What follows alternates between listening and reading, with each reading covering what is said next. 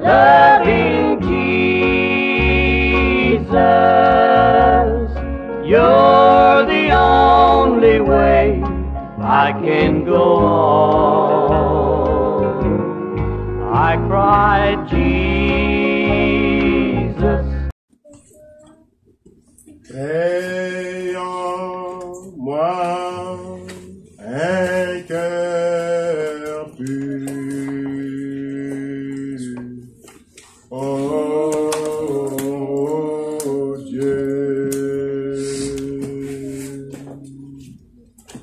et déverse ton esprit dans mon cœur.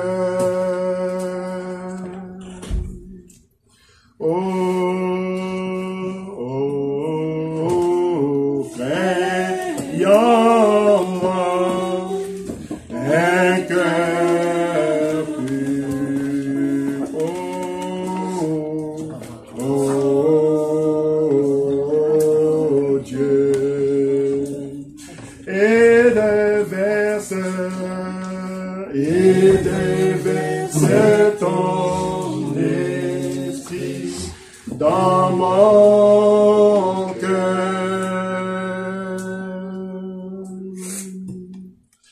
Ne m'éloigne pas de ta présence, Seigneur. Ne me retire pas ton Saint-Esprit. Oh, restaure en moi la joie de mon salut, et déverse ton esprit dans mon cœur. Bonjour à tous. Le Seigneur vous bénisse. C'est un grand privilège pour nous encore de nous retrouver en ce lieu pour pouvoir partager la parole. Amen. Et être dans la présence du Seigneur. Nous sommes dans la joie. Je salue Frère Gaston, c'est la première fois, merci. Et sa chère épouse et les enfants. Que le Seigneur vous bénisse. J'espère que vous allez bien par la grâce de Dieu. Ok, très bien. Vraiment, nous remercions le Seigneur pour les privilèges, le souffle de vie, pour tout ce qu'il a fait de faire pour nous. Vraiment, c'est un grand privilège pour nous. On va se tenir debout pour lire la parole.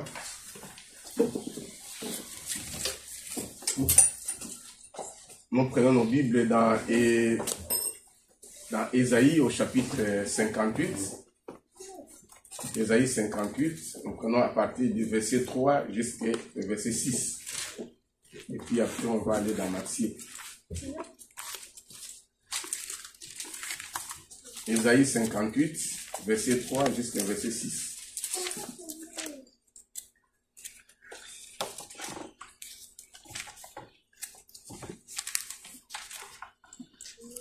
Les enfants, évitez trop de vent et vient.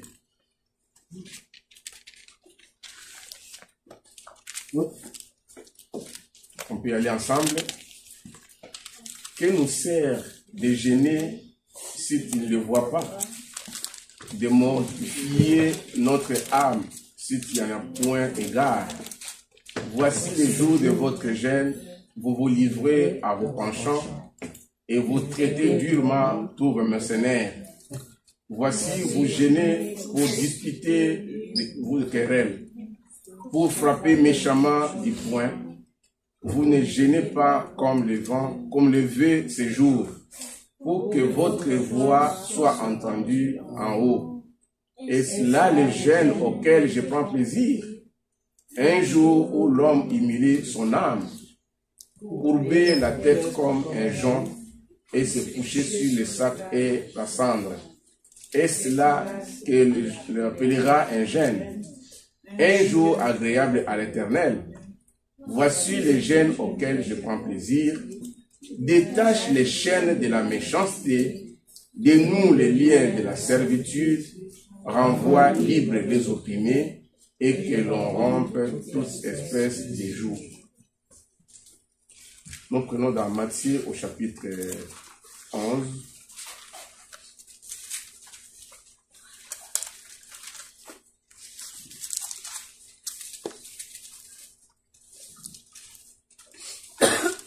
Matthieu chapitre 11, on va lire le verset 7 et le verset jusqu'au verset 9.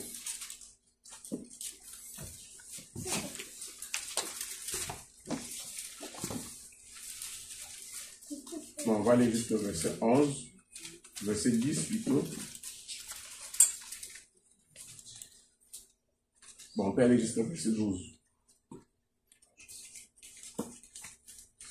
Verset 7, on passe à partir chapitre 11, verset 7. Comme il s'en allait, Jésus s'est mis à dire à la foule au sujet des gens. Qu'êtes-vous allé voir au désert? Un réseau agité de vent? Mais qu'êtes-vous allé voir? Un homme vêtu d'habits précieux? Voici ceux qui portent des habits précieux sont dans les maisons des rois. Qu'êtes-vous donc allé voir? Un prophète? Oui, vous dis-je, le plus qu'un prophète. Car c'est celui dont il est écrit, voici j'envoie mon messager devant ta face pour préparer ton chemin devant toi. Je vous l'ai dit en vérité, parmi ceux qui sont nés de femmes, il n'en est point parmi les plus grands que Jean-Baptiste. Cependant, le plus petit dans le royaume des cieux est plus grand que lui. Depuis le temps de Jean-Baptiste jusqu'à présent, le royaume des cieux est faussé et ce sont les violents qui s'en emparent. Prions le Seigneur. Notre Père et notre Dieu, nous nous inclinons devant ta face, Père bien-aimé, avec un cœur dans un monde de tremblement et de crainte au-devant de toi. Parce que nous savons que Seigneur, oh Dieu, ta parole est une lampe et ta parole nous sert à pouvoir nous guider. Et c'est pourquoi nous venons devant toi à travers ces mêmes paroles, devenir les meilleurs enfants, pour devenir des meilleurs parents, pour devenir des meilleurs chrétiens, Père de Tout-Puissant, parce que tu nous as choisis comme étant une épouse en ce temps de la fin. Laisse que ta parole, oh Dieu, puisse nous éclairer, puisse nous aider, Seigneur, Père. Parce que sans ta parole, Père bien-aimé, nous sommes foutus. C'est pourquoi, oh Dieu, nous réclamons cela, Seigneur. Donne-nous de la sagesse, de l'intelligence, de la révélation, Père bien-aimé, de pouvoir comprendre ta parole et l'utiliser d'une manière correcte, Père. Nous remettons tout cela entre tes mains. Dans le nom de Jésus-Christ, notre Seigneur et Sauveur. Amen. Amen. Que l'Éternel ajoute ses bénédictions à la lecture de sa parole. Que Dieu vous bénisse une fois de plus. Comme je viens de le lire dans Ésaïe d'abord, qui est en train de nous montrer, là, qui était en train de nous montrer qu'il y avait les gènes, les gens ont fait des gènes, et les gens font des gènes pour se montrer, ils ont fait des gènes et tout ça. Mais l'Éternel est en train de réclamer, est-ce que c'est ça les gènes, ce qui vous a payé les gènes? Est-ce que c'est cela que moi je prends plaisir? Pour que moi je puisse comprendre et que je puisse prendre plaisir avec vous, vous devez faire un autre gène, de renvoyer les opprimés, de ne pas faire du mal à quelqu'un, de pouvoir marcher de manière correcte. Et si nous allons dans Matthieu, là, c'était Jésus-Christ. Cette histoire, comme je l'avais expliqué parfois tantôt à mes enfants, c'était Jésus-Christ qui était en train de faire des miracles dans la Bible avec ses disciples. Les disciples des Jean, ils ont appris, ils sont allés voir Jean dans la prison. Ils lui ont dit, nous avons entendu, il y a ceci, des miracles, et tout consort. Mais Jean leur dit, allez leur demander.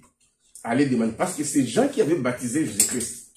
C'est lui qui l'a baptisé. Il disait, moi je baptise d'eau, mais il viendra quelqu'un qui est plus que moi, il va vous baptiser de l'Esprit.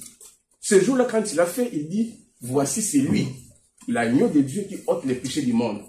Et c'était comme ça. Jean, quand il a appris qu'il est en train de faire des miracles, il était embrouillé, il n'a pas compris. Il va encore envoyer ses disciples aller demander à ces messieurs, est-ce que c'est lui ou bien nous devons encore attendre? Les disciples sont allés, les gens sont allés, ils ont vu Jésus-Christ lui demander, nous sommes venus te demander c'est toi ou bien c'est une autre personne.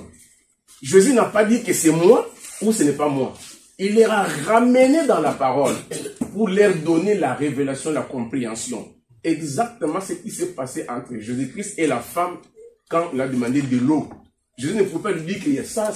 Il lui a ramené dans les Écritures. Parce que si tu es un fils de Dieu, tu vas comprendre les Écritures. Mais regardez maintenant, quand les disciples sont allés voir Jean-Baptiste dans le désert, Jean-Baptiste était celui qui couchait dans le désert. On va planifier les chemins, on va arranger les chemins pour que les seigneurs puissent passer après moi. Les montagnes vont abaisser. Les gens attendaient que les montagnes puissent baisser. Voilà, non, il n'y a plus de montagnes ici. Ils n'ont pas compris, c'était une révélation. C'était un mystère, ils ne pouvaient pas comprendre. C'est ce que Jésus est en train de leur demander ici dans Matthieu. Qu'êtes-vous allé voir?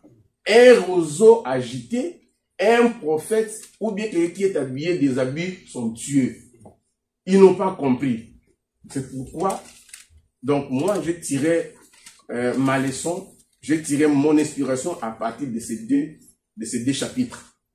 Et ce n'est pas pour demander les gènes ou ne pas demander les gènes ou quel gène, mais c'est pour essayer de comparer ma pensée par rapport à la question qui a été posée par Jésus-Christ, par rapport à cette question des gènes et par rapport à ceux qui sont allés voir. C'est pourquoi ma pensée, je le focalise sur aujourd'hui le sujet, sur l'approche vers l'éternel, l'approche vers Dieu. Alors,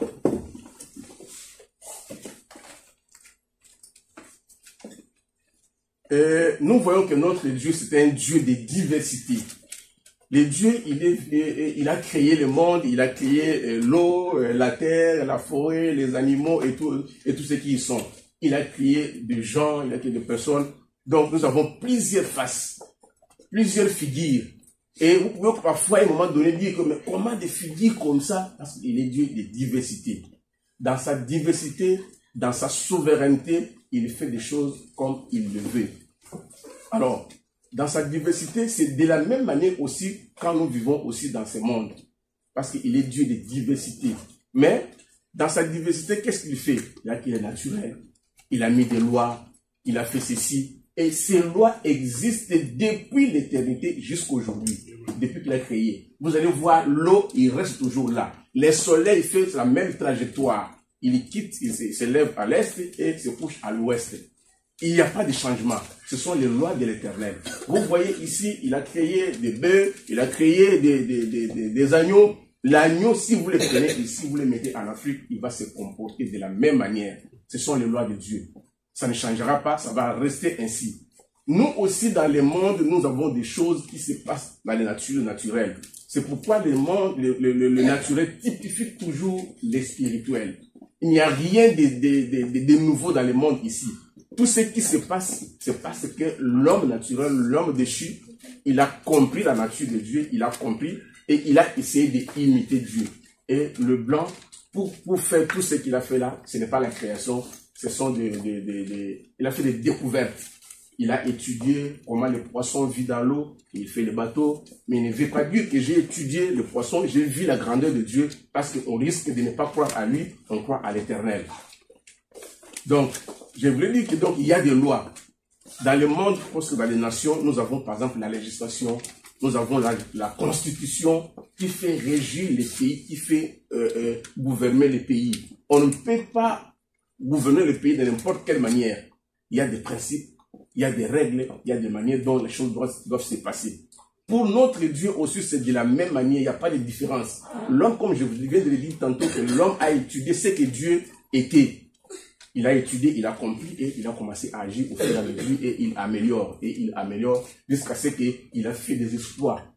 Aujourd'hui, nous avons quitté des 2 roues jusqu'à 4 roues et jusqu'à l'avion et même des fusées. C'est pour montrer que c'est Dieu qui a donné l'intelligence. Ils ont capturé et ils ont mis ça maintenant en application. C'est pourquoi quand nous devons nous approcher de Dieu, nous devons savoir ce qu'est Dieu. Dieu agit comment? Dieu, il est comment? Comment pouvons-nous s'approcher de Dieu? Que faut-il faire pour que nous puissions approcher de Dieu et que Dieu puisse nous comprendre, que Dieu puisse nous recevoir? Le prophète dit que notre approche est trop importante. Amen. Notre approche est très capitale vis-à-vis de Dieu. Parce que si on veut connaître Dieu, nous devons nous approcher de lui de la manière dont lui il veut, dans sa volonté. Comprendre qu'est-ce que Dieu est et il veut quoi. Parce que le prophète dit que s'approcher de Dieu et venir à Dieu, c'est une responsabilité. Et cette responsabilité, c'est une responsabilité sacrée. C'est pourquoi nous voyons à l'église, il y a des gens qui viennent chanter, on chante, on prie et on fait tout et qu'on sort. Ce n'est pas pour se faire voir. C'est une responsabilité. Ou même prêcher, c'est une responsabilité auquel nous devons faire face. Savoir que comme c'est une responsabilité, je dois donc alors m'apprêter, je dois donc apprendre. Parce que dans les naturels, on ne peut pas confier la responsabilité à quelqu'un qui est négligent. La responsabilité, on le confie à quelqu'un qui s'y apprend, qui donne la motivation, qui prouve que non, je suis prêt à pouvoir assumer cette responsabilité. Et pour ça, nous voyons, nous avons des enfants à l'école, et l'enfant va aller apprendre, et au fur et à mesure, il apprend, et un jour, il va aller travailler. Quand il va aller travailler, on doit lui tester. Voici les responsables. Il prend les choses en main, et qu'on puisse lui confier la responsabilité. C'est de la même manière aussi pour notre Dieu. Mais le prophète dit ici que c'est une responsabilité sacrée. Et cette responsabilité, à nous maintenant de pouvoir chercher à réclamer à Dieu, à pouvoir s'approcher à Dieu de la manière correcte. C'est pourquoi Dieu nous a donné des talents. Il a passé à chacun de nous des talents. Ces talents pour que nous puissions mettre ça en pratique. Nous puissions mettre ça au service de Dieu. Nous puissions mettre ça au service des enfants de Dieu. Ces talents pour que quand nous les mettons au service de Dieu, ça nous montre maintenant, ça appuie notre responsabilité. Parce que si nous ne mettons pas cela en pratique, eh bien, Dieu est capable de pouvoir nous retirer tous ces talents. Quand il va nous retirer, qu'est-ce que nous allons faire? Mais qu'est-ce que le problème? Qu'est-ce qui se passe? Ce qui se passe est que tout le monde veut faire le travail de l'autre. Moi, je vais faire ceci, moi, je vais faire ceci. On ne sait pas quelle est la responsabilité que Dieu vous a confiée, quelle est la tâche que Dieu vous a confiée. Mais sinon, même dans le corps humain, sinon si tout le corps doit faire les mêmes mouvements ou bien les mêmes, dans les mêmes mouvements, donc ça servirait à rien. C'est pourquoi même dans les natures, nous avons des médecins, nous avons des journalistes, nous avons des avocats, nous avons ainsi cette diversité. Parce qu'on ne peut pas rester focalisé sur un même domaine. Il doit y avoir la diversité. C'est comme ça que Dieu, il veut que nous puissions évoluer. Alors, nous, quand nous venons maintenant dans ce monde, nous devons savoir comment Dieu veut que nous puissions fonctionner. Et comme je l'ai toujours dit, donc quand vous venez à la maison de Dieu, n'attendez pas que non, je vais d'abord écouter ce prédicateur, qu'est-ce qu'il va dire? Le prédicateur là, je vais l'entendre. Non. Vous pouvez dire que si vous venez dans cette idée, tu trouveras ce que tu es en train de chercher. Mais on vient rencontrer l'Éternel au travers de son serviteur. Parce que quand nous sommes là en train d'apporter la parole, il y a une chose qui se passe. C'est quoi? Donc le prophète dit que nous qui sommes là en train d'apporter la parole, nous sommes au front. Et la chose la plus importante, c'est ceux qui sont sur le banc en train d'écouter. Ceux-là, ce sont des réservistes. Ceux-là, ils sont dans les camps. Maintenant, au devant, qui est contre l'offensive, il doit avoir des munitions à tout moment. Il faut que ceux qui sont des réservistes puissent ravitailler des munitions. Si il n'y a plus de munitions, ce qui est là au fond, on va les tuer et vous allez perdre la guerre. C'est de la même manière pour nous aussi, quand vous venez à l'église, vous devez prier pour les prédicateurs, préparez votre journée de dimanche à partir de samedi, voire même samedi soir. Les Juifs, eux, ils ferment vendredi soir, c'est fini. Jusqu'à lundi matin, ils vont fermer. Donc, on doit préparer tout. On prépare tout le samedi, on arrange tout, on prie à Dieu. Il peut arriver que ton problème, tu le soumets à Dieu. Vous arrivez dimanche, le prédicateur, il commence à prêcher, ça touche directement ton problème et tu as le résultat. Et parfois, il peut arriver à dire que ce que je vous ai dit là, je n'avais pas préparé, c'est fini. Donc, Dieu lui a conduit au travers de votre prière pour que ça puisse passer et arriver à votre problème. Donc, tout se prépare. Je disais aussi à mes enfants que même celui qui va aux toilettes, il se prépare. Ce n'est pas comme vous, il va aux toilettes, non. Il se prépare, il vous dit, est-ce qu'il y a un papier, et il y a ceci, cela. Donc, c'est comme dans les choses de Dieu que nous devons marcher. C'est pourquoi le prophète dit que quand vous êtes engagé, quand vous travaillez pour le compte de quelqu'un, allez lui dire, demandez-lui, que veux-tu que je fasse? Quelle est ma responsabilité? Quelle est ma tâche? Qu'est-ce que je dois accomplir dans cette entreprise? C'est alors qu'il va vous dire que non, tu vas faire ça, tu vas faire ça, tu vas faire ça, tu vas faire ça. Et quand tu le fais correctement, c'est alors qu'on te confie la responsabilité. Et le prophète dit que c'est là que Dieu va t'adopter. Tu seras adopté à ton poste de devoir. Tu seras adopté à ta place, là où Dieu t'a choisi, là où Dieu t'a placé. Il est en train de dire cela dans avertissement, puis le jugement.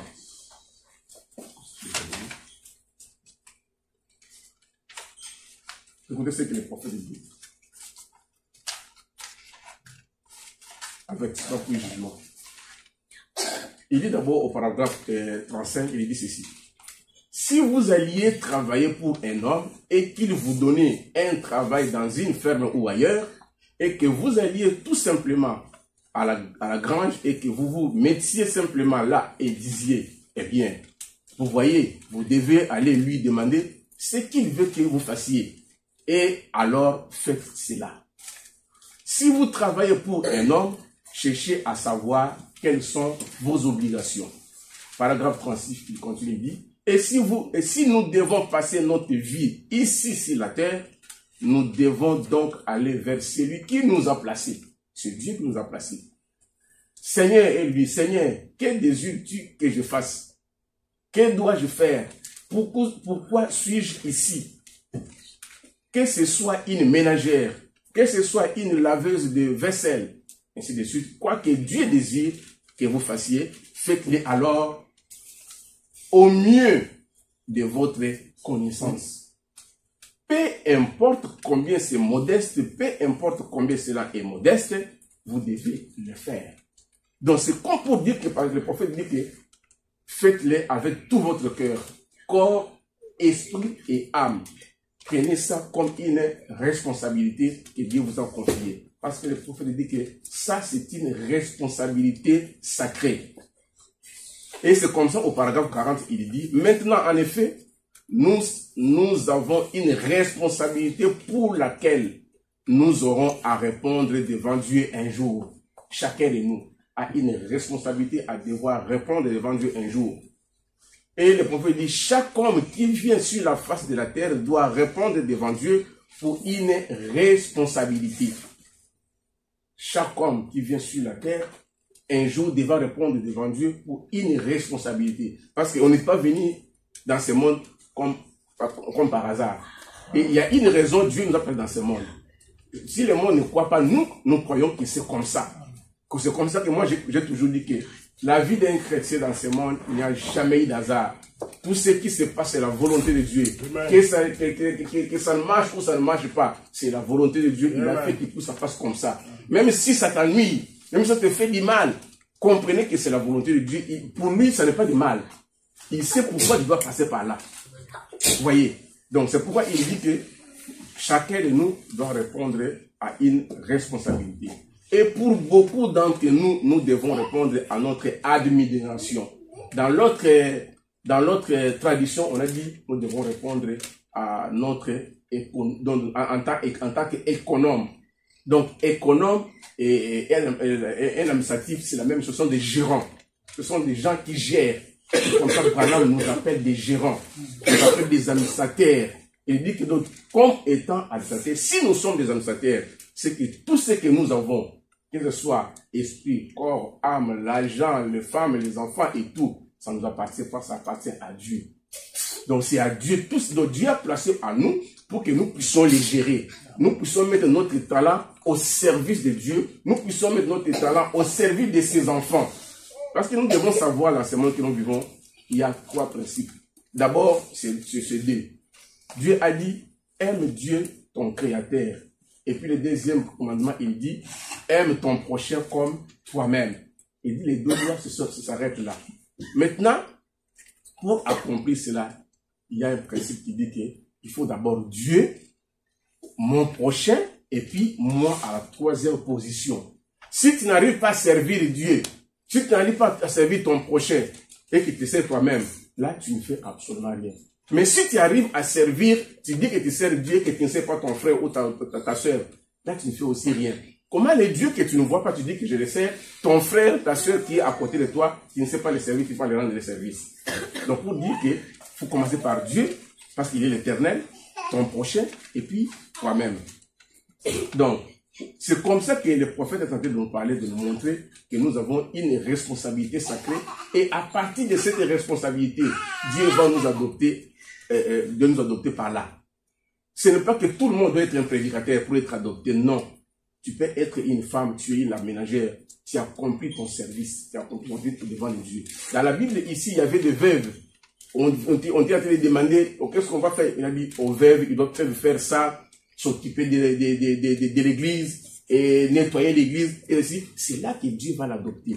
Mais si toi, tu es une ménagère, Dieu aussi va t'adopter là, parce que tu ne vas pas prêcher. Vous voyez? Donc, c'est comme ça que Dieu, il fait les choses, et il confie la responsabilité.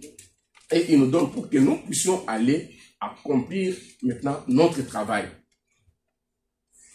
Alors, pour accomplir cette responsabilité, nous devons apprendre. Quand nous apprenons, il y a des sacrifices à faire et nous devons nous préparer. Dans tout cela. On doit préparer, comme je vous ai dit, et qu'on ne peut pas aller à l'église, donc seulement comme ça, tu te réveilles comme pas, ad nutum. Non. Tu dois savoir que si par exemple lundi, le dimanche, je dois aller à l'église. Pour aller à l'église, que faut-il faire? Tu prends ton temps, tu commences à préparer. Ce n'est pas que non, aujourd'hui tu te réveilles, bon, moi je deviens responsable de telle entreprise. Non. Tu dois aller, tu passes ton test et on te confie, on commence à te tester jusqu'à ce qu'on te confie la responsabilité. C'est ça aussi pour notre Dieu. Il y a des sacrifices, il y a des tout que nous allons faire en cours de route et tout, jusqu'à ce que Dieu te confie la responsabilité. C'est pourquoi le prophète dit que ce n'est pas n'importe quelle responsabilité, c'est une responsabilité sacrée. Amen.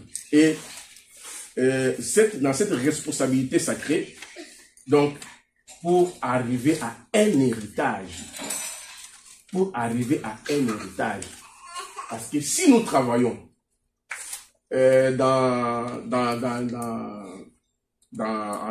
disons en français, on dit que le labeur du travail d'un homme ne réside pas sur ce qu'il est en train de faire, mais non sur ce qu'il est en train de produire, mais si ce qu'il est en train de lui faire devenir, il devient qui après son travail.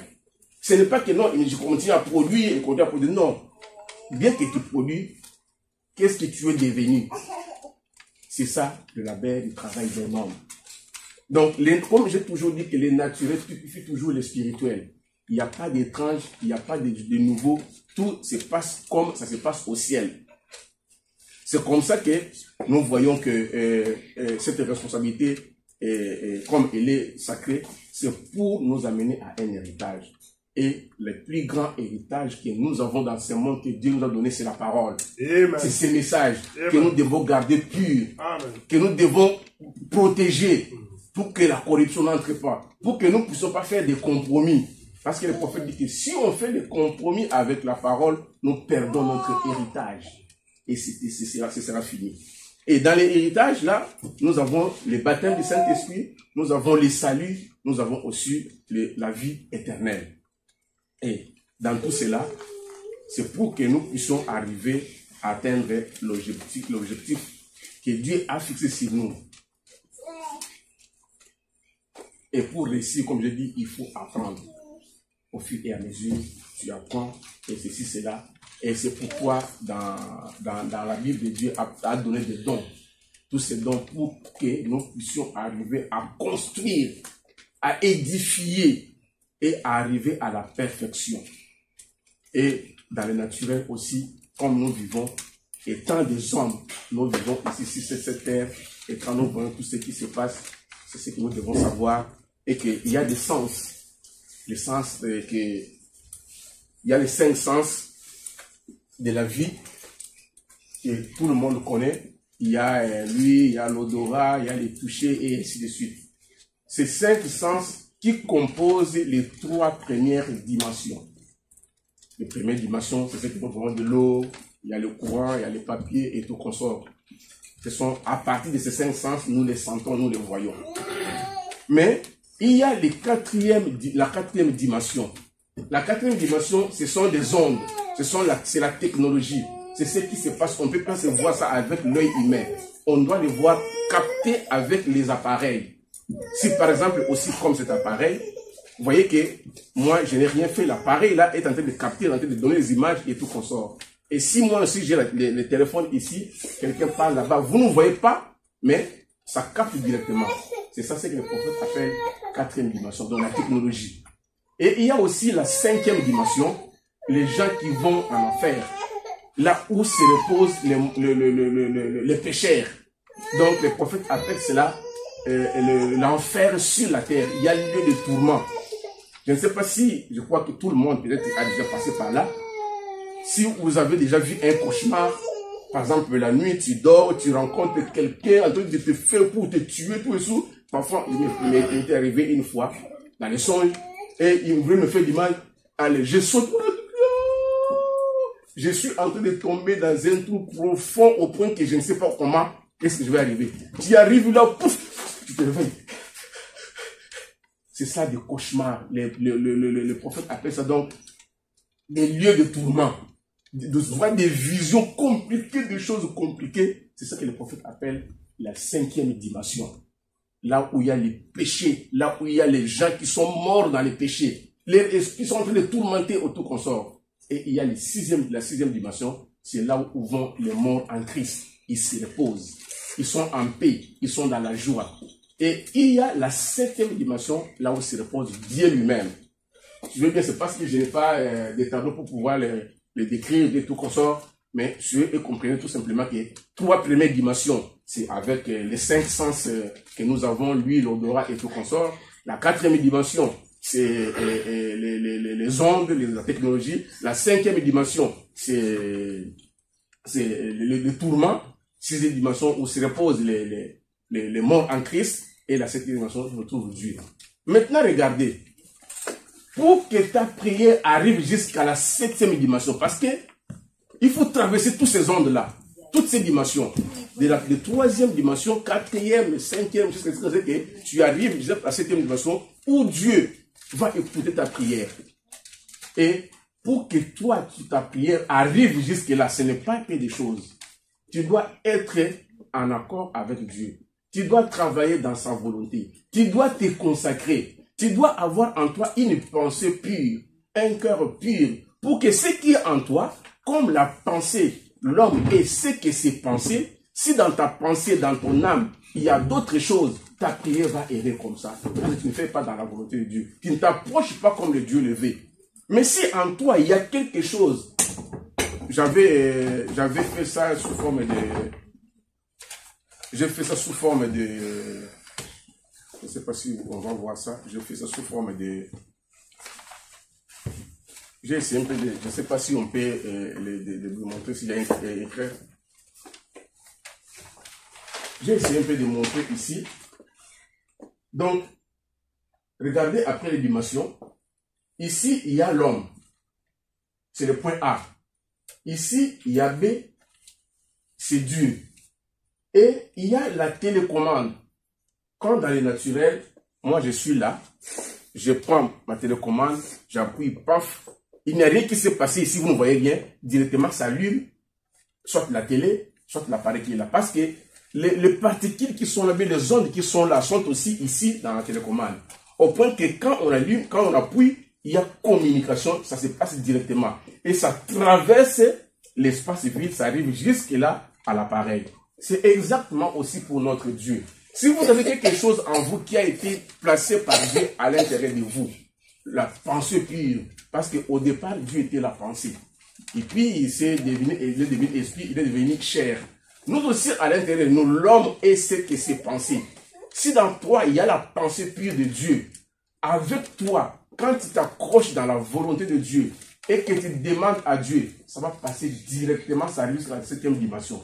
Mais nous voyons, nous ne remarquons pas cela, beaucoup de prières sont en train de réussir parce que à l'intérieur, il n'y a rien. Il n'y a rien qui va commander pour que ça arrive jusque-là chez Dieu. Parce que on reste dans la distraction, on reste dans les choses de ce monde, on ne dit pas attention, on ne sait pas pourquoi ce qui se passe. Et souvent, c'est quoi? C'est ce que nous entendons. C'est ce que nous voyons. Qui nous fait ça? Pour que nous soyons distraits. Et le diable, aujourd'hui, il sait que je dois les distraire d'une manière ou d'une autre. Il a mis seulement la technologie. Or, le prophète dit que la technologie nous a apporté la mort. Il dit que la technologie, la science nous a apporté la mort, la société nous a apporté la corruption et les organisations nous ont apporté des confusions. Mais maintenant, nous, pour ne pas être distraits, nous devons rester dans sa volonté, dans la parole, dans la prière. Et quand nous faisons notre prière, si en nous il y a la pensée, puis ça va aller directement. Et ça va atteindre Dieu et il y aura un retour. Paf, Dieu et il agit. Donc, c'est de cette façon-là que nous devons nous approcher de Dieu. Savoir ce que Dieu veut. Parce que Dieu n'est pas un homme pour oublier nos bienfaits. Ou bien être infidèle. Dieu est fidèle dans tout ce qu'il a dit. Et c'est à nous maintenant de savoir quel genre de chrétien est-ce que moi je suis. C'est quoi mon utilité dans la présence de l'Éternel?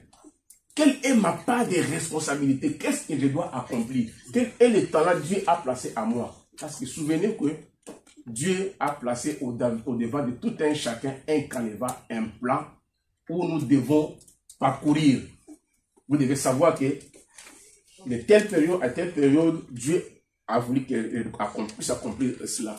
C'est pourquoi j'ai toujours dit, quand je vois à la fin de chaque année, les gens viennent nommer, veiller et tout comme ça, c'est bien, ce n'est pas mauvais. C'est très bien. Passer à veiller et chanter et tout comme ça, c'est très bien. Mais il y a une chose que j'ai toujours dit à l'Éternel, et que nous devons faire très attention, regarder.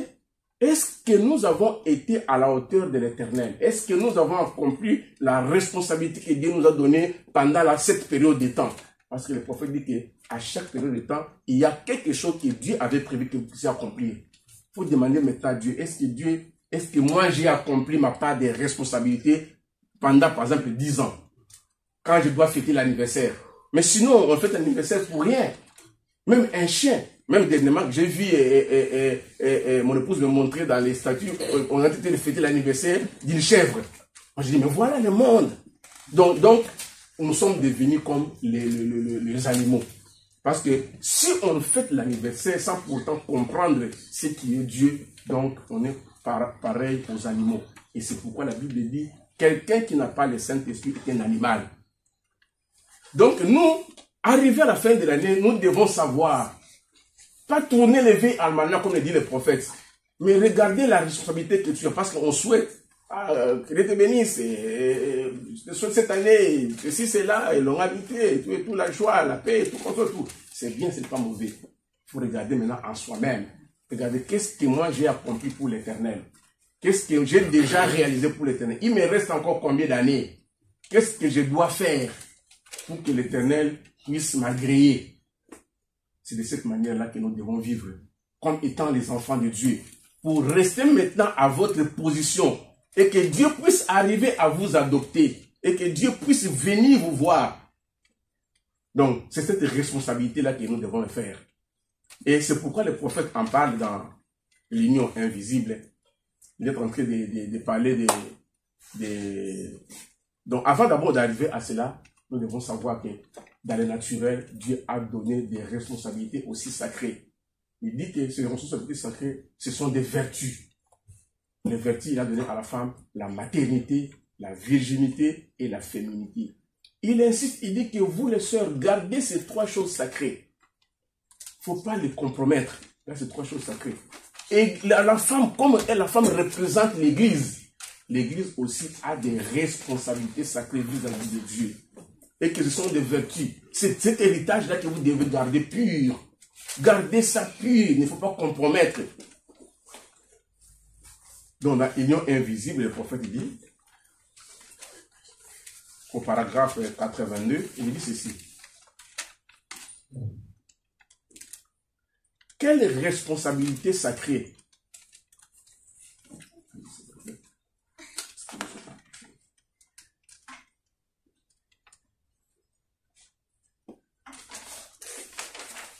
il dit ceci, quelle responsabilité sacrée? Une responsabilité pour une femme maintenant. Vous voyez pourquoi elle est un type de l'Église. Celle-ci a même une responsabilité qu'une femme à l'égard de sa maternité, de sa vertu, de son mari. L'Église a une responsabilité sacrée envers la prière, la parole de Christ, et de la même manière qu'une femme, comme une femme qui s'en va avec un autre homme. L'Église est tombée dans les programmes d'éducation, des programmes de construction, etc. Il dit au paragraphe 83, il dit ceci, il n'est pas question de créer des institutions, des hôpitaux et tout consort. Il faut paragraphe 83, il dit, il n'y a pas longtemps, je lisais dans les Reader's Digest une fille, jeune fille en train de ménopauser tout consort. Mais regardez comment maintenant, aujourd'hui, dans tout ce qui se passe, ça, il est en train de parler, c'est parce que il a compris qu'aujourd'hui, tout a changé. Les lois les dieux vont rester les mêmes, mais nous voyons que les choses changent. C'est quoi? C'est la science qui nous apporte tout ça. Cette mort aujourd'hui où nous voyons à 25 ans, à 25 ans, les filles deviennent, atteignent la ménopause. Mais c'est quoi? C'est la science qui nous a apporté cette mort. Maintenant, le prophète dit que quelqu'un qui fuit la foi de Dieu, de vivre dans la gloire de Dieu, il est pareil à quelqu'un qui fuit de rester sous le soleil. Il dit que si vous fuyez de rester sous le soleil, vous allez devenir malade, vous allez devenir pâle et vous allez mourir. Comprenez que ce soleil que nous voyons a plus grande importance que parfois nous ne comprenons pas. Ça donne des vitamines, le soleil que nous voyons là. Le prophète dit que c'est pareil à notre Dieu. Donc, si nous fuyons de rester dans la présence de Dieu, nous allons devenir pâles, malades. Et nous n'allons pas comprendre. Notre force spirituelle va finir. Et elle sera finie. Il dit ça dans le Consolateur.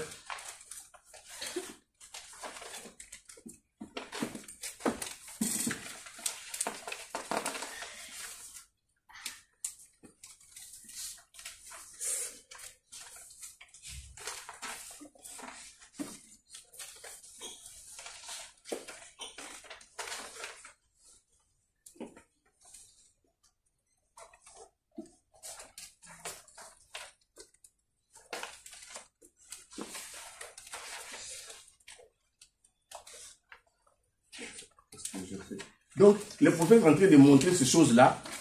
Il est en train de dire toutes ces choses. Et que si vous fuyez la face de l'Éternel, vous allez devenir pâle et vous n'allez pas vivre, vous allez mourir. Il dit que, pardon, si vous fuyez le soleil, vous deviendrez pâle et vous allez mourir. Ce serait fini pour vous. C'est comme ça aussi pour nous, pour notre Dieu. Si Dieu, vous le fuyez, vous ne voulez pas rester dans sa présence et vous allez mourir, vous allez devenir pâle, vous allez mourir et ce serait fini pour vous. Donc, c'est ce que l'Éternel est en train de dire. C'est pourquoi je vous ai dit que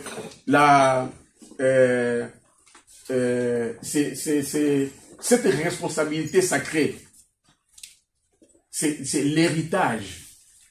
Cet héritage, c'est la parole que Dieu nous a donnée.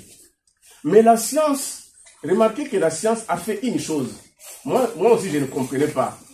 Un jour, quand on était à Kin, on pouvait aller au stade, des bruits, des sifflets, tout console, ce qui est bruit, vous rentrez, comme ça, parfois il n'y a rien. Ma fille, là, est morte quand elle était encore tout petite. Nous sommes entrés au stade. Après, il y avait collation, des bruits, tout consort. Moi, j'avais dit que, mais ce n'est pas bien. Pour un enfant comme ça, et puis on a discuté, et puis on est parti, et puis on est revenu. Mais aujourd'hui, je vois que, parfois, il dit des choses qui sont dans la tête et tout consort, et j'ai fait le retour, j'ai compris que peut-être avec ce qui s'est passé là. Parce que la Bible et la science nous dit ceci. Où est-ce que j'avais noté ça? La science nous dit que l'oreille interne joue un rôle très capital, très important dans l'équilibre de quelqu'un grâce à son système vestibulaire.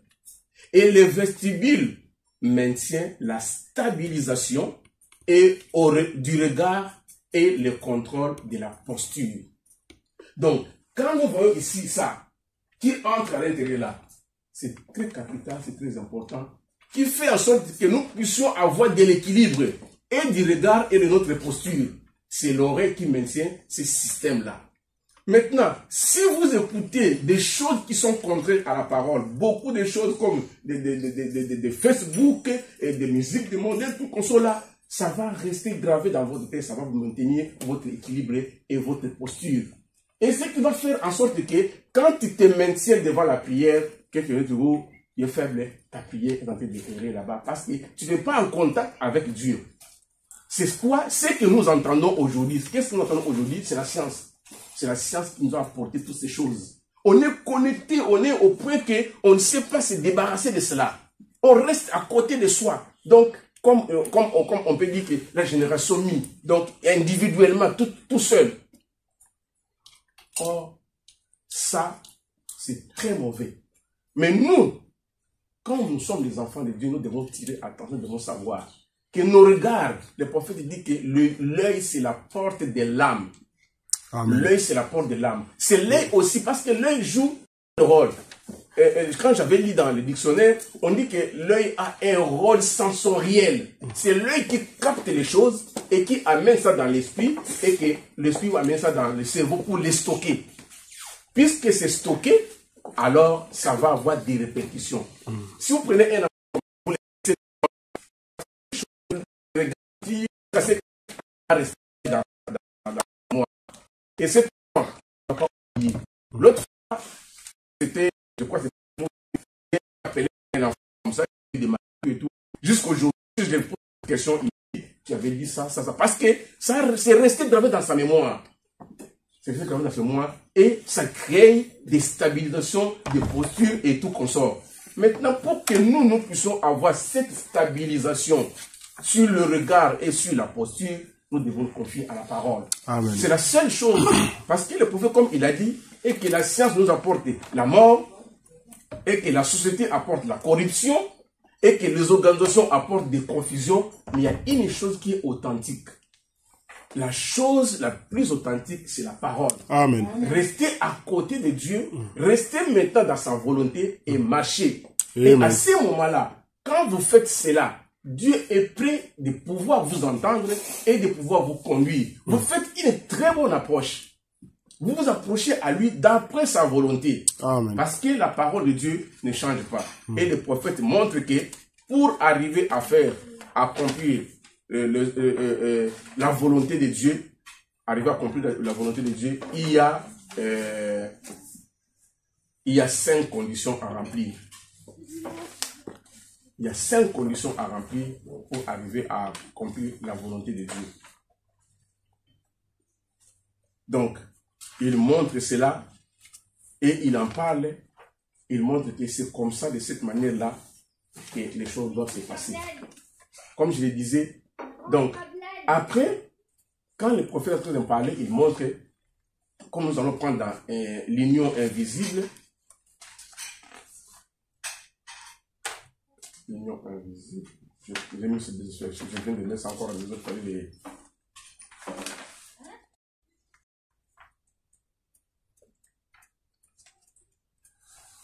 L'union invisible. Au paragraphe, je prends le paragraphe 82 sur 84, il dit, quelle responsabilité sacrée, quelle responsabilité pour une femme, maintenant voyez, pourquoi elle est un type de l'église. Celle-ci a la même responsabilité qu'une femme à l'égard de sa maternité, de sa vertu et tout. Au paragraphe 87, il dit ceci. Si autrefois c'était considéré comme un acte de folie, ça l'est aussi maintenant bien. Regardez le monde entier prouve qu'il est fou. Regardez le meurtre et autres, tous ceux qui se commettent maintenant dans le monde de la folie. Tout ce qui arrive vient accomplir l'Apocalypse. Amen. Ce ne sont pas des choses appartenant au monde naturel, mais ce sont celles qui se passent dans l'esprit et qui font que les gens demandent à grands cris que les rochers et les montagnes et tout restent leur tombe dessus. C'est quoi ça? C'est la science qui apporte ça. Si on se confie à la science, on se confie vraiment à la science, c'est la mort qui va arriver. Amen. Et les prophètes, ils insistent plus dans l'enlèvement au paragraphe 52. Je n'ai pas imprimé ça. Je ne sais pas si Frère Ben il peut regarder ça dans les systèmes. Il en parle ça beaucoup plus dans l'enlèvement au paragraphe 52. Et vous allez voir que c'est la science qui nous a apporté toutes ces choses. Et aujourd'hui, on ne sait pas nous débarrasser. Nous ne savons pas nous débarrasser de la science. Or, quand le prophète était là, il avait parlé plus de la télévision. Mais aujourd'hui, ce n'est pas seulement la télévision. Il y a les téléphones, il y a l'Internet, il y a toutes ces choses. Dernièrement, on a convoqué les responsables de ces sociétés, de WhatsApp, de Meta, de Facebook et tout, par le Congrès américain. On leur a dit des choses. Que vous avez le sang entre vos mains, qui sont en train de tuer les jeunes, pas seulement les jeunes, et les adultes aussi. Vous avez le sang. Regardez les parents qui sont en train de pleurer parce que leurs jeunes se sont tués. Ils sont suicidés à cause de vous. Vous avez le sang. C'est la science qui nous apporte toutes ces choses. Or, nous devons être attentifs. Nous devons tirer très attention pour voir, au loin, être sage. Aujourd'hui, la sagesse est descendue. Aujourd'hui, l'intelligence est venue. Notre Dieu, il est venu pour nous donner cette intelligence pour que nous puissions marcher de manière digne. Vous savez, quelqu'un qui a une lanterne, quand il est de marcher, il voit, partout où il arrive, il y a les ténèbres qui s'enfuient. C'est la lumière qui apparaît. Et il voit tout ce qui est de mal et il est prêt à pouvoir contourner les dangers, contourner le mal. C'est quoi? C'est de l'intelligence. Ça, c'est l'intelligence est descendue, il est venu. Et le prophète dit encore que quelqu'un qui a le Saint-Esprit, sa prière est une puissance des radars qui contrôle tout. Et vous savez, vous connaissez les radars, nous tous nous connaissons. Un radar, quand il est là, même s'il est au loin, il lance des messages. Il regarde depuis au loin là-bas. S'il voit que nous, tu viens à une grande vitesse, paf, il fait un retour. Le retour, c'est quoi? Paf, il va te flasher. Il retient tes informations. Et à la source, on prend, on sait que c'est tel monsieur, c'est tel monsieur, c'est tel monsieur.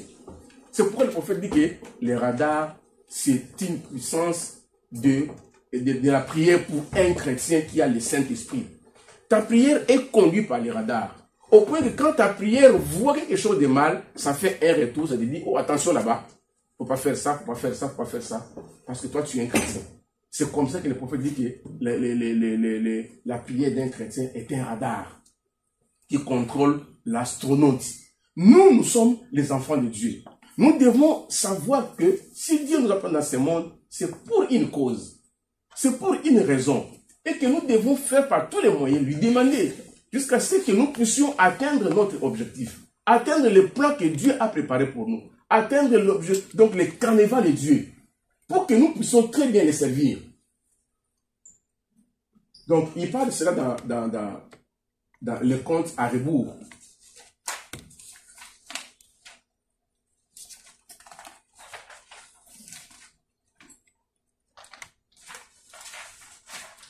Je ne sais pas, Thérèse, si tu ne m'avais pas donné le dos à aller là.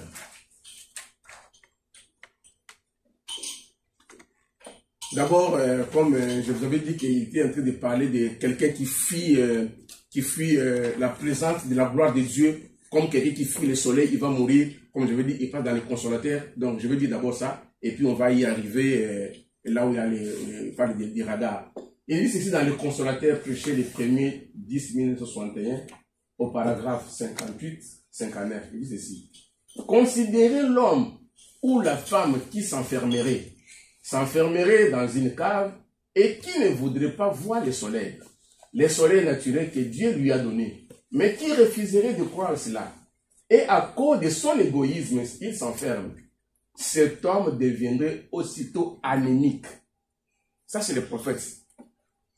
Il deviendrait aussitôt anémique. Il deviendrait pâle. Il n'aurait plus assez de force. Il n'aurait plus une bonne santé. Car il s'est éloigné du privilège même que Dieu lui a accordé. C'est vrai. il a fait ça volontairement. Mais oui, si tu as fait ça volontairement, tu vas devenir pas, tu vas devenir malade, tu vas mourir. Ça, c'est le soleil naturel. Et si le soleil naturel est comme cela, à combien plus de raisons pour notre Dieu? Il dit ça, il continue au paragraphe 59. Si donc nous nous enfermons loin de la gloire de Dieu, du baptême du Saint-Esprit ou de la communion de l'Esprit, bien vite, vous savez, nous devenons des chrétiens pâles et malades. Notre expérience s'arrête et meurt. Et quand les grandes épreuves s'y viennent, nous reculons et nous rétrogradons. Pour retourner, on peut mettre ça.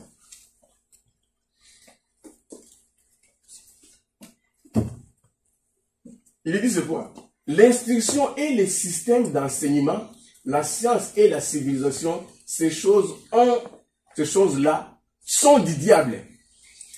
Voyez comment tout est du diable. C'est la civilisation du diable. La Bible dit, notre civilisation qui a vu venir n'aura rien à voir du tout avec cette civilisation. Cela n'a rien à voir du tout avec elle. Ce sera une civilisation différente. Il continue, il dit, dans cette civilisation et dans ce monde scientifique que nous avons plus nous devenons scientifiques, plus nous avançons vers la mort. Amen. Plus on devient scientifique, plus on avance vers la mort. Cette mort, ce n'est pas une mort naturelle, c'est une mort spirituelle. C'est une mort spirituelle au point qu'on devient trop faible. C'est ce qu'il est en train d'expliquer ici.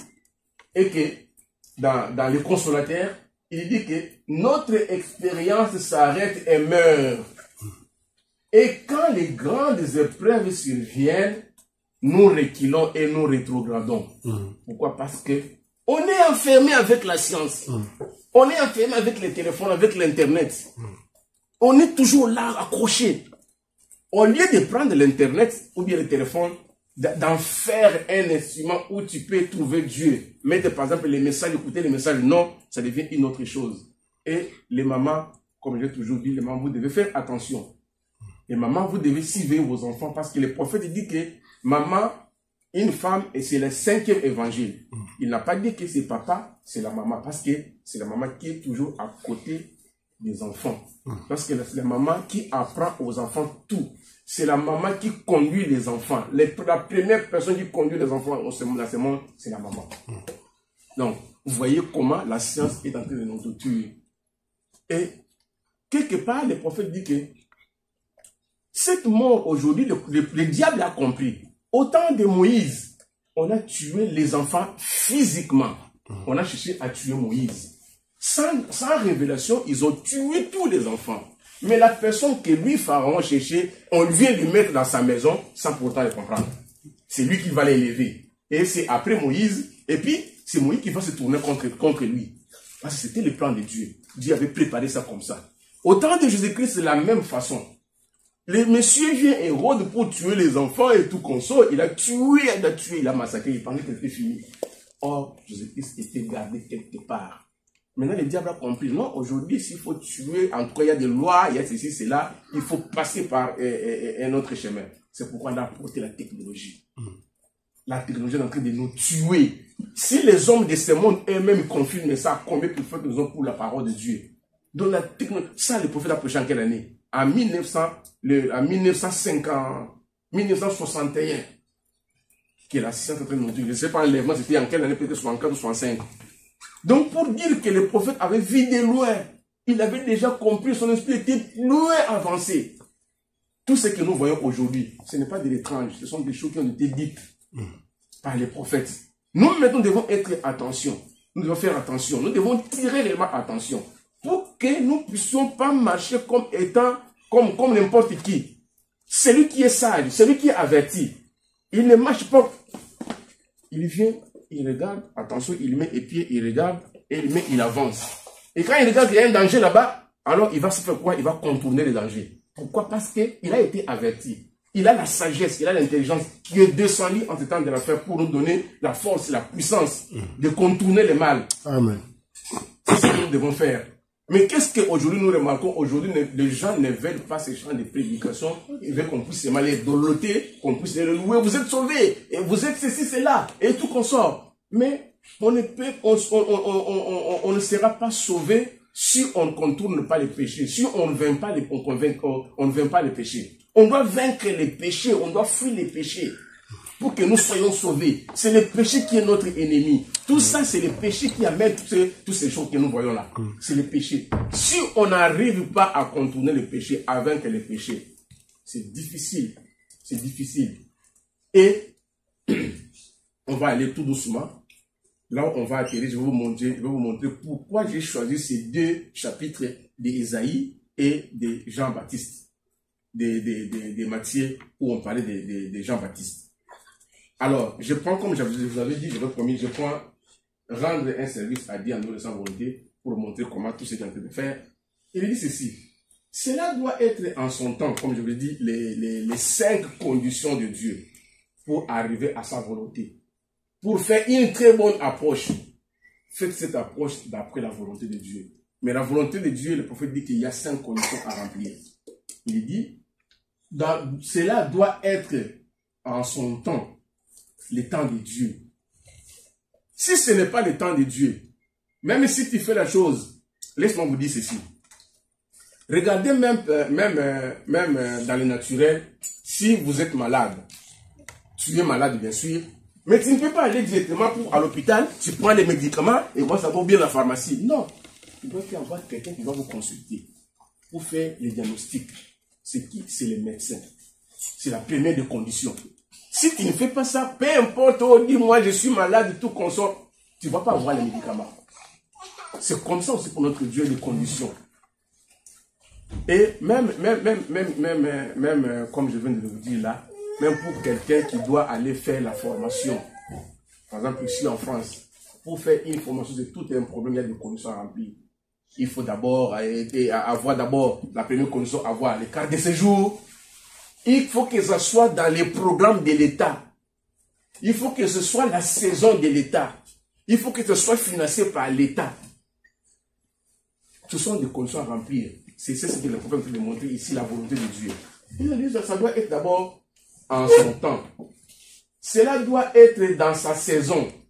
Dans son temps et dans sa saison. Et cela doit être en accord avec sa parole qui a été prononcée. Il y a des choses à accomplir pour arriver à regarder et à servir Dieu d'après sa volonté. Faire une très bonne approche. Le prophète continue, il dit au paragraphe 114, « Peu m'importe votre bonne manière de dire que ceci devrait arriver et que cela devrait arriver ou que ceci devrait arriver, cela doit être en accord avec sa parole. » Amen. Ça doit être en accord avec sa parole. Et en accord avec son temps et en sa saison. Et cela doit être donné par la personne qui l'a choisi pour le faire. Voyez? Donc, on ne peut pas s'approcher de Dieu de n'importe quelle manière, même dans les naturels. Si tu veux aller voir le président de la République, ou bien un roi, ou bien la reine et tout consort, mais il y a quand même des conditions, il y a des critères à remplir. Tu ne peux pas aller comme toi tu veux. Bon, on te dit que non, les rendez-vous c'est à 8 h. Toi, tu arrives là à 9 h. Je me souviens, moi, avec mon épouse, j'avais un rendez-vous de notre fille. Et on a fait une erreur. Nous sommes arrivés, je crois, 10 ou 15 minutes de retard. Le médecin a refusé de nous recevoir.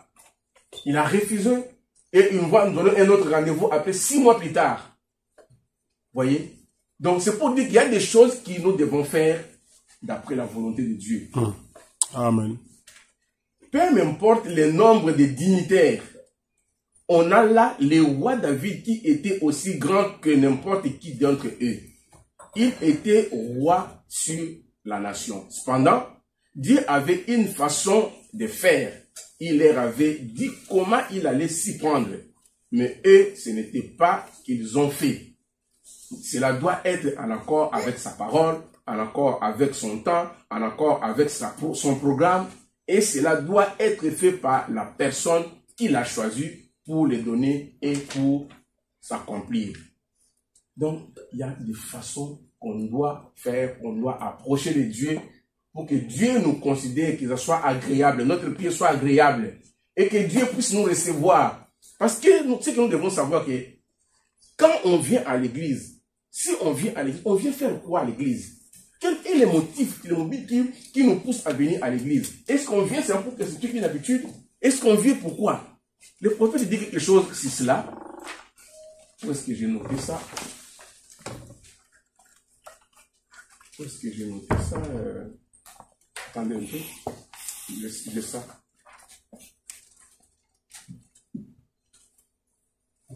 Et il dit que il est allé poser la question, c'était les Américains, ils étaient nombreux et tout consort, et c'est par là que peut-être on va pouvoir commencer à chuter pour arriver donc à ressortir mon point de vue. Il a demandé aux gens, mais vous là-bas, vous venez à l'église nombreux comme ça, vous venez faire quoi? Qu'est-ce que vous venez chercher ici à l'église? Le prophète dit que 80% de ces gens, ils ont dit que nous venons parce que c'est maman qui nous a menés depuis qu'on était enfants. C'est les Français qui disent, ils appellent ça à continuer. Et moi je dis que c'est la routine, c'est l'habitude. Donc les gens viennent à l'église, le prophète était étonné de voir que 80% de ceux qui viennent à l'église, ils ont dit que c'est parce que maman nous a menés et c'est resté comme ça. Ils ne savent pas pourquoi ils sont venus à l'église. Et dans les 20%, il est parti, il dit que non, nous venons à l'église parce qu'on s'est fixé un rendez-vous avec tel frère, avec tel monsieur, on va parler de ça et de ceci, de cela, de cela. Donc les gens viennent à l'église, ils ne savent pas pourquoi venir à l'église, ils viennent chercher quoi. Parce que si vous avez un mobile, si vous avez un motif, ne venez pas à vide. Venez, prenez un papier. Parce que tu sais que le prédicateur va parler. Tout ce qu'il va dire, il faut que je puisse quand même noter pour aller vérifier, pour aller lire. En fait, quand je lis, je me consacre à Dieu et je rencontre mon Créateur, comme le prophète dit. Donc, il y a la lecture de la parole, il y a la méditation, il y a la prière et il y a la communion. C'est ce qui va te rendre fort et pour que Dieu puisse te faire monter et que tu puisses aller plus loin. Mais si tu ne fais pas toutes ces choses, tu ne vas pas grandir. Ce sera difficile que tu grandisses. Même à l'école, quand on va à l'école, on prend des notes pour qu'on vienne noter. Parce que la mémoire peut devenir faible. On peut oublier. Mais si tu avais noté quelque part, tu vas revoir et ça devient de nouveau. Le prophète dit que la parole de Dieu est du vin nouveau. Ça se renouvelle. Ce que tu as lu, il y a des prédications où tu avais entendu une prédication et après des années, tu entends même que mais je n'avais pas entendu cette chose-là. Est-ce que c'était comme ça? Ça devient nouveau. C'est pourquoi, chaque fois, on se renouvelle. Donc, ne venez pas à l'église comme si vous venez comme ça pour faire le tourisme. Non. Venez avec un objectif. Préparez votre journée. Gardez ça au Seigneur. Abandonnez ça au Seigneur. Que le Seigneur puisse vous guider, puisse vous diriger. C'est alors que nous allons marcher très bien devant Dieu. Et j'étais en train de dire que si j'ai pris cet exemple, d'abord avant d'y arriver, je vais prendre là où le prophète l'a dit, des 20, des 80%, il a parlé ça dans une trompette qui rend un son confus. Moi, quand j'ai lu le message, je regarde d'abord au titre. D'abord, j'essaie de comprendre les titres. À chaque fois quand j'ai lu le message du prophète, j'essaie d'analyser. Je peux ou ne pas lire tout. J'essaie d'analyser le titre, là, ça veut dire quoi? Je peux commencer à chercher pour essayer de comprendre d'abord le titre. Quand déjà le prophète dit une trompette qui rend un son confus, nous devons comprendre d'abord c'est quoi la trompette et quand ça rend un son confus, quelle est la conséquence? À la guerre, quand on se prépare à la guerre dans les temps jadis, comme je disais hier à mon épouse, et que là on était à Barenton, ils ont leur façon de sonner de la trompette. Et ça c'était dans les temps jadis. Ils avaient des façons de sonner des trompettes. Mais à Barenton, quand on sonne une trompette de telle manière, ça montre, ça montre quel événement. Quelque chose qui doit se passer de telle manière. Et la dame là est venue, elle dit à mon épouse, mais je t'ai pas vu, ceci, cela, et tout, consort, et tout, c'est quoi? Elle dit, mais parce qu'on avait des, ceci, cela, tout et tout. Mais moi, je ne savais pas. Tu n'as pas entendu le son de la trompette? Tu n'as pas entendu qu'on a des cloches, on avait sonné? Et lui a dit, non. J'avais entendu. Si tu entends ce genre de son, ça veut dire qu'il y a un deuil dans la ville. Mais si tu entends et quels sont comme ça, c'est qu'il y a culte. Donc pour dire que si le prophète dit déjà qu'il y a une trompette qui rend un son confus, il faut faire attention. Il faut regarder. Quelle est la trompette? Quel est ce son confus? Il parle, comme je vous ai dit, de 80% des personnes. Il parle ça dans une trompette qui rend un son confus. J'ai oublié de mettre la date, mais au paragraphe 62 jusqu'à 64. Mais je sais qu'il y a un seul message qui est prophète approché, une trompette qui rend un son confus. Au paragraphe 62, 64, 63 et 64. Il dit ceci. Mais vous voyez, j'essaye de vous dire que ces choses du monde sont chancelantes. Là, vous ne pouvez pas compter dessus. C'est incertain. Le monde, toutes ces choses de ce monde ici, que nous voyons, la technologie, tout ça, c'est incertain. Le prophète va loin jusqu'au point de dire que même la vie au foyer est devenue incertaine. Il y a une cause. C'est quoi? C'est la science. La vie au foyer est devenue incertaine. Tout est devenu incertain. On ne sait pas la certitude. Pourquoi? Parce que la science a amené des choses impossibles. Tout est devenu incertain.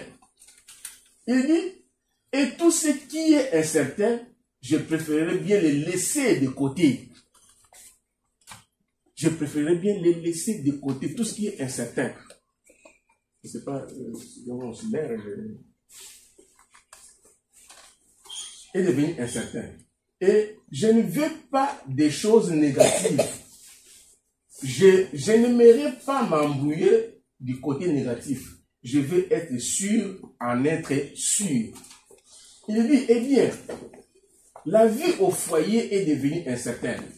Vous savez, l'autre jour, j'ai vu un article dans un des journaux, quelque part, qui disait que le taux de divorce américain est plus élevé dans n'importe quel autre pays du monde. Et nous sommes censés être un pays religieux.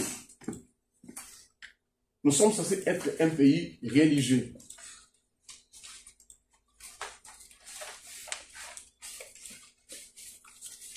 Il continue, il dit, je prends le paragraphe, je prends la dernière partie, là en bas, il dit, tous les autres pays et les taux de divorce chez nous, nous trouvons l'immoralité annoncée dans nos foyers. Mais là, le paragraphe 69, il dit, c'était étonnant de voir cela, un grand pourcentage lors du sondage dans la nation. Je crois que c'était dans le royaume. Un sondage avait été effectué parmi les chrétiens et c'était alarmant. Le pourcentage de ceux qui ne fréquentaient même pas l'église. Et c'était alarmant. Le pourcentage de ceux qui ne fréquentaient même pas l'église. Et alors, environ 80% de ceux qui fréquentaient l'église ne savaient pas pourquoi il la fréquentait. Ça, c'est le prophète. Lui, il parle que non, peut-être que ça pourrait être des gens qui ne fréquentaient pas l'église. Mais c'était des gens qui fréquentaient l'église. 80%. On leur a posé la question. La réponse est que, eh bien, maman nous y a menés. Attendez, je vais prendre. Et alors, environ 80% de ceux qui fréquentaient l'église ne savaient pas pourquoi ils la fréquentaient. Ils ne savent pas pourquoi ils y vont. Ils vont simplement à l'église. Pourquoi y allez-vous? Retenez bien cette question, ça va encore revenir à la fin quand on va clôturer. Pourquoi ils y vont? Et le prophète répond, il dit au paragraphe 63, il dit que, voici la réponse. Eh bien, maman nous y a menés quand nous étions enfants. C'est ça la réponse de 80% de ceux qui fréquentaient l'église. Quand nous étions enfants. Et nous continuons à y aller. Et c'est devenu une routine pour nous, c'est devenu à continuer pour nous, continuons à y aller. Il n'y a pas d'objectif, ils ne savent pas, ils viennent chercher quoi à l'église. Et regardez, il dit, et alors, eh bien, un autre pourcentage parmi eux a dit qu'ils y allaient juste pour pour rencontrer leurs voisins et parler un moment. Voyez? Regardez la mentalité des gens. Mais quand vous allez le voir là-bas, tous très bien habillés, tous avec le costume, ou bien avec leur sac, ou bien avec leur téléphone et tout consort. Parfois, un qui peut avoir le téléphone de 6 000 euros et tout consort. Ils vont à l'église, mais ils ne savent pas. Mais ceux qui vont au stade, quand vous les demandez, ils y vont pour regarder les matchs, être dans la joie. Ils quittent la maison le matin, ils sont dans la joie, ils partent. Il peut rentrer le soir, peut-être sans rien manger, mais il est dans la joie. Pourquoi? Il a fait son désir. C'était ça son désir. Mais nous, quand nous venons à l'église, c'est quel objectif? Qu'est-ce que nous apportons à Dieu? Eh bien, c'est alarmant. Il n'est pas étonnant qu'il n'y ait pas de vie au foyer. Vous voyez, toutes sortes de vies non stables. Voilà comment le prophète est en train de répondre. Ils y vont, mais ils ne savent pas pourquoi aller. Ils vont aller chercher quoi? Chercher quoi à l'église? Sans objectif, sans motif. Or, Dieu avait placé un canevas au-devant de nous, ce que nous devons remplir. Est-ce que nous avons atteint cet objectif? Est-ce que nous avons rempli les exigences de Dieu? Est-ce que nous avons fait ce pour lesquels Dieu nous a placé sur cette terre? Ou bien nous devons être comme tout le monde? Se réjouir, manger, dormir, et puis comme on dit, en mangeant, dormant, tout et tout, demain on va mourir. Ou comme les autres disent, chacun pour soi, Dieu pour nous tous. Non, ça ce n'est pas la vie des chrétiens. Nous devons nous approcher à Dieu dans une certaine mesure, dans certaines conditions, à une approche quelconque, d'après la volonté de Dieu. Nous devons être différents des autres. Et pendant que nous sommes en train d'aller pour atterrir, je prends, le monde se disloque une fois de plus. Mais avant d'y arriver, je vais relire Matthieu chapitre 11 que nous avions lu. J'ai relu cela pour arriver à donner la conclusion. Et vous montrer, vous dire pourquoi j'ai choisi ces deux écritures-là. Prenons comme là où nous avions lu dans Matthieu au chapitre 11. On va relire.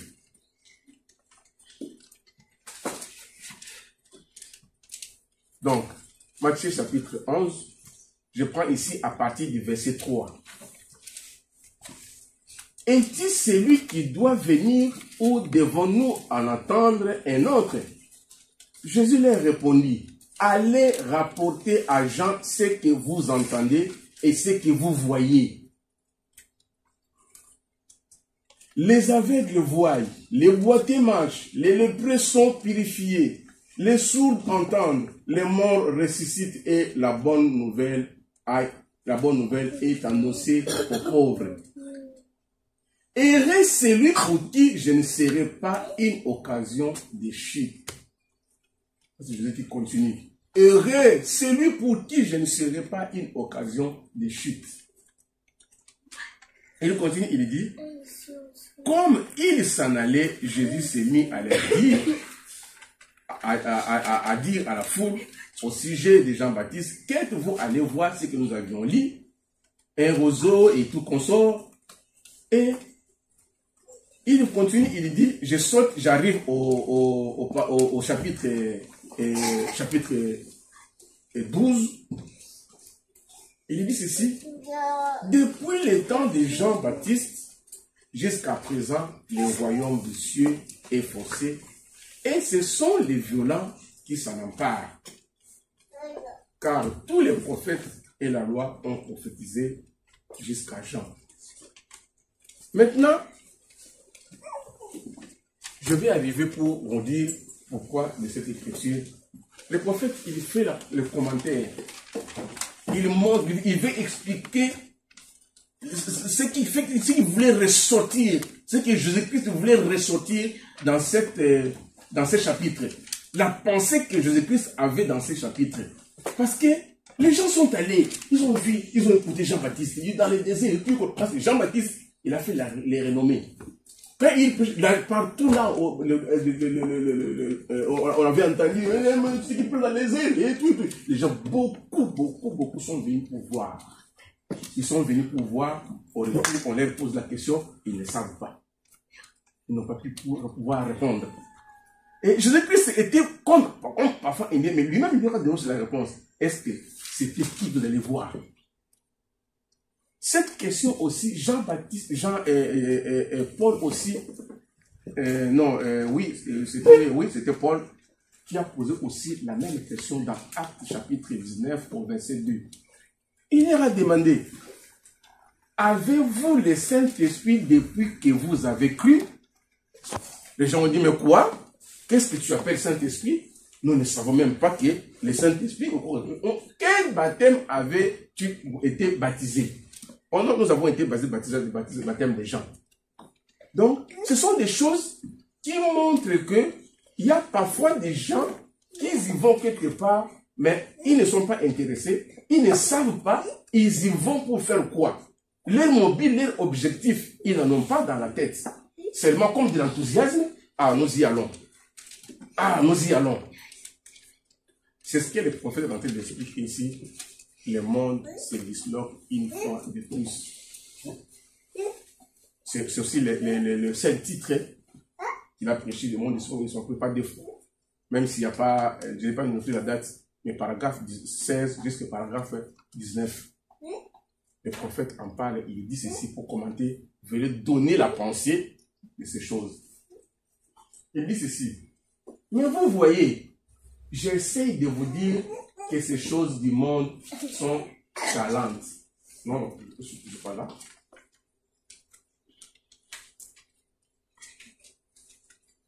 Non, c'est ici. Paragraphe 16. Et alors, pendant qu'ils traversaient la colline, peut-être que Jésus les observait, il a demandé, qu'êtes-vous allez voir? Il a demandé, êtes-vous allez voir les gens d'hommes habillés d'habits précieux? Il a dit, ceux-là sont dans des palais des rois. Ceux qui habillent précieusement d'habits précieux sont dans les palais des rois. Il continue, il a dit, je vous l'ai dit plus qu'un prophète. Ça, c'est Jésus qui répond. Eux ne savaient pas la réponse, pas d'objectif. C'est comme ça. Si vous pouvez recevoir cela, c'est lui dont le prophète a parlé, Malachie 3, disant, voici, j'enverrai mon messager devant ma face. Amen. Ça, c'est Jésus qui est en train de leur montrer. Et ils n'ont pas compris. Ils sont allés voir, mais ils n'ont pas compris. Il était maintenant en train d'expliquer à ses disciples. Il continue, il dit au paragraphe 17, il dit, les disciples ont une fois posé cette question. Ils ont demandé, pourquoi les scribes disent-ils, les enseignants, les Écritures, qu'Élie doit premièrement venir? Toutes ces choses arrivent. Maintenant, rappelez-vous, il parlait aux disciples, pas aux pharisiens. Paul a posé la question aux gens qui ont cru. Avez-vous déjà reçu le Saint-Esprit depuis que vous avez cru? Jésus-Christ a posé la question aux gens qui sont allés voir Jean-Baptiste, qui ont entendu, qui ont écouté, c'était des gens, des disciples. Donc la même chose. Branham, lui, a posé la question aux gens qui fréquentaient l'église. Ce n'étaient pas des païens, des gens qui fréquentaient l'église. Regardez, presque la même réponse. Les gens ne savent pas qu'est-ce qu'ils vont chercher à l'église. Et le prophète continue, il dit, il parlait aux disciples et pas aux pharisiens. Les disciples, ils ont demandé pourquoi les scribes disent-ils qu'Élie doit premièrement venir. Il a dit, Élie est déjà venu et ils l'ont traité comme ils l'ont voulu et vous ne l'avez pas reconnu. Ça, c'est Jésus qui continue à leur répondre. Les disciples ont posé la question. Alors, le prophète continue, il dit, qu'arriverait-il si un jour vous vous retrouviez en pleine période de tribulation ou quelque chose comme cela et que vous demandiez, suivez maintenant la question, et que vous demandiez, eh bien, j'ai pensé que l'enlèvement devait d'abord avoir lieu. Avoir lieu, voyez, et une voix vous répondra. L'enlèvement a déjà eu lieu et vous ne l'avez pas su cela. Pourquoi? C'est parce que les gens sont dans leur tête, il y a beaucoup de choses. Ils ne veulent pas dégager de ces pensées-là. Ils ne veulent pas dégager de ces soucis de ce monde. Ils veulent se marier dans ce monde. Mais un jour, ils seront surpris. Nous serons surpris un jour, quand nous serons là, dans la tribulation, on est regardé, on doit aller à l'église, quand tu arrives, on vous dit que l'enlèvement a déjà eu lieu. C'est passé d'une manière inaperçue, parce que vous n'avez pas été attentif.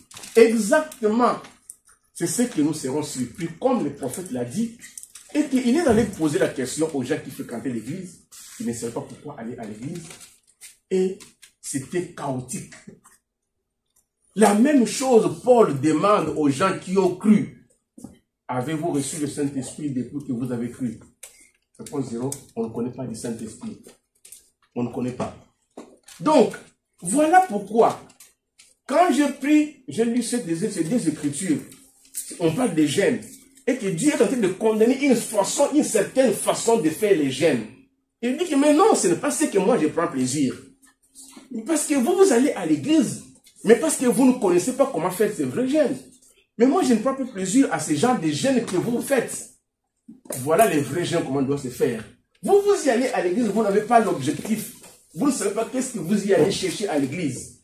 Mais vous devez savoir, un jour, vous risquez d'être surpris quand l'enlèvement aura déjà eu lieu et que tu es dans les tribulations, tu viendras poser la question. Mais qu'est-ce qui se passe? L'enlèvement a déjà eu lieu. C'est pourquoi j'attire votre attention. J'attire mon attention moi-même aussi. Que nous soyons prêts. Que nous ne puissions pas être, comme dit la Bible dans Matthieu, je crois chapitre 6 ou quelque chose qu'on va éprendre, et que dans les manger, dans les boire et dans les divertir, et puis dormir, et puis c'est fini. Soyons attentifs. Regardez aux promesses. Lisons les messages. Soyons prêts. C'est vrai. Comme on a toujours dit, les gens disent non. Il va venir bientôt, il va venir bientôt. C'est le plan de Dieu. C'est le programme de Dieu. C'est Dieu lui-même qui connaît. Nous, notre travail, c'est de rester fidèles en Dieu et de marcher pour que nous puissions rencontrer l'Éternel. Et pour terminer, donc, éviter les pensées, les raisonnements et toutes ces choses dans notre pensée. Restez pur, parce que dans l'âme,